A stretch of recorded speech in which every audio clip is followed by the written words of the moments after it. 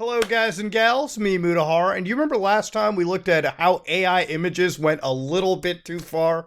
Well, we looked at DALL-E 2, alright, which is an actual great artificial intelligence, a really cool free one that a bunch of people jumped into to basically, create AI imagery, right? Now, artificial intelligence is all the rage, okay? You can use it to make wild, stories on the internet, you can use it to talk to. There are some engineers that believe certain chat AI has went sentient at this point, as wild as it may sound, because it's gotten so close that we're basically passing the Turing test at this point. It's some pretty cool shit. But of course, like all AI, of course, some of the imagery can sometimes be a little soulless and unnerving. But of course, what happens when you can get artificial intelligence to create sights that you probably will never want to see in your life? Now, one of the things that got me sparked up was a bunch of TikTok stuff and YouTube stuff and just, generally browsing a prompt that people were making to artificial intelligence, such as the last selfie ever taken on Earth. Now, this image over here, ladies and gentlemen, is one captured by Midjourney Artificial Intelligence, one that we're going to be looking in real quick. Now, of course, in this image, you can see that this is a post-apocalyptic scenario, and of course, with all the fires going on in the background, we don't really see any mushroom clouds, but that's a hell of a lot of bodies. Now, ladies and gentlemen, you might be like, who the fuck would take a photograph in the middle of something devastating like that? Ladies and gentlemen, to understand, you misread how human beings work. Dude, human beings will take selfies in the most dumbest of scenarios you could ever imagine. I once Googled what is some of the wildest selfies out there. This one always gets me. This guy standing on top of this building taking a goddamn selfie. Now, I don't know if this image is fake. I hope to God it's actually fake. But see, this image made me realize that I'm actually a ground addict. Ain't no way I'm staying up here, okay? No safety harnesses, no nothing. This is some dangerous shit no one should ever do. I also found this image of this one person. I kind of believe this may be green screened, because holy fuck, the amount of nuts you would need to stand on top of this, especially given how windy this elevation must be, and then take a selfie. Some people will do anything for those Instagram likes. Now, of course, human beings would obviously take a photo after the bombs have dropped, because why not? Now, personally, I've opened up the nuke map over here to show you how a bomb would work. This is the North Korean weapon tested in 2013. If you zoom right in here to this yellow section, that's the fireball radius. It says anything inside the fireball is effectively vaporized. Now, of course, it's of my belief that when the bombs drop, okay, if they ever drop one day, all right, the emergency response alarms go off. Motherfucker, I want to take a selfie right under, okay, the thing, because I'm not trying to live in the world of Fallout. And also, all right, that is the quickest, most painless death you could ever imagine. Hopefully the bombs never drop by then. Let's go on to the next thing. So, of course, there were more images taken in this scenario, like, for instance, this one where you got, like, the ET finger going on. And, of course, you can understand AI has its limitations. Like, for instance, you can see, like, around here, there's, like, some repeated strokes. So the AI is having a bit of a tough time. I don't know what's up with the finger over here. I don't know what's up with the phone. Maybe the phone and the human being have fused together because of the fireball radius. Now, of course, in the distance, it appears to be another person taking a selfie, but that looks like a very controlled explosion itself too. Of course, truly chilling, haunted imagery indeed. I like this one too. You got a bit of a smile going on over here. Like, I always like how the sky is relatively clean. Like, I don't know what's going on with the cloud formations up here, but of course, significantly less bodies. But of course, the human being is drawn relatively well. Okay, listen, we don't have an actual apocalypse to compare this to. So to be real with you, the AI is doing the best it can with whatever data we can feed it, because that's all how artificial intelligence works. It takes millions upon millions of data sets and interprets all the prompts we give it based on all those data values and sets that we give it. All right, it's doing the best that it can, predicting an image out of nowhere. This one's got like a whole YouTube thumbnail face going on too. Like, you can see how this person's like pogging and ready to go. Now, of course, I don't know what situation prompts the pog necessarily, but at the end of the day, look, I'm not in a post-apocalyptic scenario. Clearly, Caillou is over here, so he's going to deal with it the best way that he can. And you know what? Props to him for taking it on the chin. This one's like really creepy, like especially this one. This is like some War of the Worlds level shit. Like, first off, the dude's got like an alien head thing going on, but at the back you got like these sort of like little signals, like lights just shooting down to the ground. So it literally does feel like some siren heads about to pop out. Of course, this artificial intelligence that's been crafting this is known as Midjourney. Now, of course, Midjourney is a independent research lab exploring new mediums of thought and expanding the imaginative powers of the human species. We are a small, self-funded team focused on the design, human infrastructure, and AI. We have 11 full-time staff, an incredible set of advisors. Now, of course, this is a trial paid-for software. It's not like DALL-E 2, where you can kind of get lucky and make a prompt and hope to God that it processes your shit on time. So what I ended up doing was I ended up paying them like the $10 to basically get some cursory access to putting in some of my own prompts to see how well artificial intelligence can do. This is significantly advanced stuff from what I've usually seen, so I decided, what's the harm in putting in a few bucks? Come on now. Now, let me just read the billing and licensing. They basically own all assets I create using Midjourney's image creation and chat services.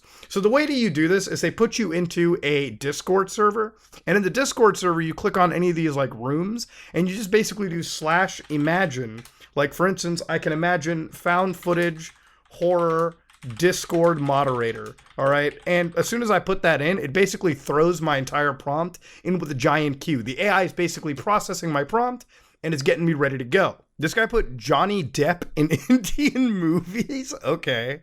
Oh, damn. Oh, damn. That actually is some Johnny Depp in Indian movie shit. Okay, the AI is not too bad, boys. Let's be real here. And now, of course, some of the prompts that I made were like Hell Portal opening in Shibuya Crossing, for instance. Now, I believe you can upscale some of this imagery too, but I didn't decide to go through with it because honestly, there was no need to do it. I just made my prompt and called it a day. So again, opening up Hell Portal in Shibuya Crossing brought me to this one. The reason I went for this is, if you ever played Shin Megami Tensei 3, okay, or any of the Shin Megami Tensei games, you'll probably make this prompt as well. So of course you can see we're in Shibuya Crossing. So again, you can see where the limitations of AI will come in. So it's got like the city, obviously it understands that, hey, Shibuya Crossing, that's a major city center, puts in a whole city. Then, of course, it's like Hell Portal. Hell color is associated with red, and then it opens up a red portal. And people are just walking around, kind of like forgetting this ever happened. So it's kind of like a satanic-friendly world that you're actually witnessing. Some of this stuff is really well done. Like, I really like this image and this. This straight up looks like it came out of a whole anime. This one's got like a nice noir sort of feel to it. Now, of course, it prompted me to obviously do it with selfie at the end of the world. Now, in this case, the AI took it a little too literally and took me to the literal end of the world and people taking selfies at it. But regardless of the prompt, the AI gave me some pretty cool images of it too. Now, to be real with you, this is AI drawing it, okay? This is not a human person like painting these or anything. This is an AI interpreting my prompt to the best of its ability. And for the most part, I gotta say I'm pretty impressed.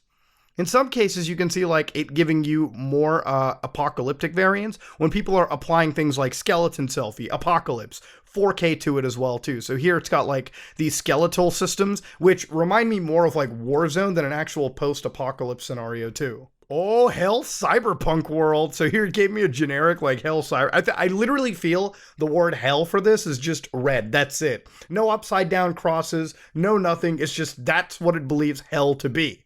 Now, of course, even other people have shown dystopian cities, and in a lot of cases, like the dystopian drawings it does are really, really well solid. Like this straight up looks like a world that I want to be into. Like it almost reminds me of Deus Ex Mankind Divided. Like, you know, when you go to Gollum City, this is like the AI's interpretation of like that, but just a neon version of it, dude. I then gave it Zombie Attack and Skid Row, and you can see just by the city backgrounds that you can see where the limitations of the AI is. Like, obviously, it's looking at urban centers, putting in a little urban background imagery, but of course, the zombie imagery kind of reminds me a lot of like other prominent zombie images that I've seen, which, you know, I can kind of see how the AI is working. It's, again, AI works by taking multiple data sets and sort of interpreting them into the same image. So obviously, if you see similarities in AI drawings, it's because it looked at a human's interpretation and built off of that.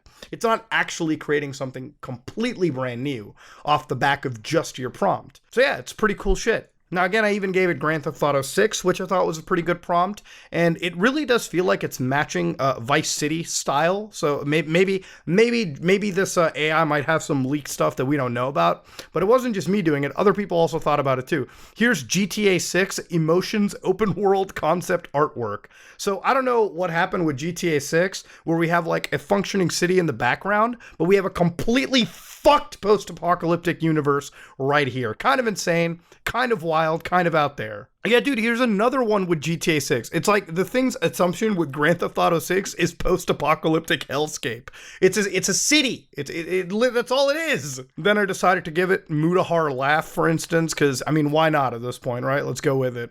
This one is where I'm genuinely impressed. Now, when we did it in DALL-E 2, it was a little amateurish, but here it's got like a pretty solid representation of, I got longer teeth than usual, I would say, but I think it's got the beard, the general face fattiness right, and the hair is there. Like this image is kind of like out there. Like this is some straight up night terror. Like this is my sleep paralysis demon shit right here, dude. But this one's pretty solid. This one can actually pass. This one I could probably turn into like a Twitter, like a profile picture at this point. And of course, other people also searched for Mutahar Laugh. God damn it. This one's actually slightly better. I kind of look more like Sumito Media over here. This one is downright spooky as hell, though. Like, straight up this is going to give me nightmares. Like, this is some, like, if you see a character like this, down a dark street at night, at that point, you either be great at running away or you're spreading them cheeks, boy, is all I'm saying. God damn. I did nuclear bomb selfie, which it made it more cartoonish, if anything. There's really like 3 selfies max. You've got a lot of them are really cinematically well done too. So again, like if all you wanted was like art out of this, like you wanted just some like good solid artistic stuff, this AI is kind of there, man. Now, of course, I decided to go a bit more granular on the prompts and I went wasteland after bombs drop, Terminator robots everywhere, opening fire on humans. And then, of course, this one is like wild, dude. So, of course, it gave me a much more realistic image than usual. So, of course, you've got like nuclear bombs going off, like, in these 2 images. But then the robots are really wild too. Like, you've got these big mega XLRs walking around like Detroit. And then like here, you've got something straight out of like Attack on Titan. Like that shit is like Siren Head levels of spookiness. This image alone could probably be extrapolated into like some serious post-apocalyptic goody stuff. Oh, dude, this is like really good. AI destroyed Earth. So AI destroyed Earth post-apocalypse. Now, of course, some of the clout stuff is kind of freaky because I'm starting to see like faces in here. I don't know where the AI has destroyed anything. I think by adding the words artificial intelligence, it just made things more like orange and like bluish in general. But like these images are solid. Like, again, it only took the AI like, I want to say a few minutes of GPU render time to actually do this. So again, like, I really want to have access to some of these models so I can run them locally. But yeah, this is like some serious, like, well, in a few minutes, it was able to craft this image too. Like, it wasn't even like I had to wait an hour for the GPU or like just in the queue to happen. This is just like really fast processing. Of course, I also added Discord moderator trail cam footage. Now, as you remember in the DALL-E 2, there was a bit of a bias towards what the AI believed the Discord moderator to be. But in this image, apparently it believes the Discord moderator should be more of a furry. Or I think what it's trying to do is trying to match it to the Discord like logo itself. I have to blur this image because I think it just tried to make like a dick straight out of nowhere. But yeah, it's got more of a furry design over here in the trail cam. I also did found footage horror Discord moderator. And this is like genuinely like some spooky, scary shit right here. Like this image alone, actually, all 4 images here are going to be enough to give me some nightmare fuel for days. But yeah, ladies and gentlemen, I wanted to look at some AIs again too, just for the sake of it, because, why not? Artificial intelligence is an absolutely brilliant field that's going to go a million places. One day, some of the most basic shit on the internet, some of the most basic videos you could ever be watching on the internet could be created entirely through artificial intelligence. It's a world that you should probably get excited and genuinely scared for going down the road. Provided AI doesn't actually kill us all one day, I'm excited to see where some of these things can go and how far some of these creations can end up taking. Ladies and gentlemen, if you like what you saw, please like, comment, and subscribe. Dislike it if you dislike it. I am out.